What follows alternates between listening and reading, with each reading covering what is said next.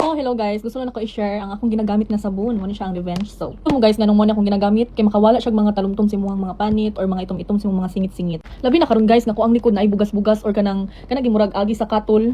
Gamitin lang ngani awag din. Diba? O pwede po din siya sa lalaki guys. Kung lalaki nga kanang bahog lawas or dagan kayo piklat sa naong or pimple.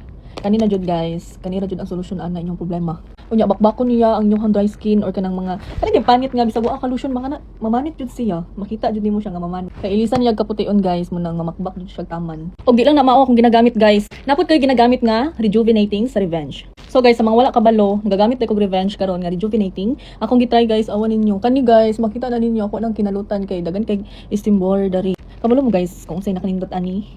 3 days pa lang ko nagamit ha pero awan ninyo. Diba? Kaana.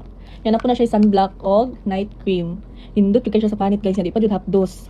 So kung bugason ka, kanira jud ang solusyon. Muna gamitan na ninyo kay sunblock o night cream. Ano niya, di po siya bugat sanang kung gamiton. Kung gusto mo magwapag kanira, nara sa comment section ang link pag check out na mo dali kay barato ron.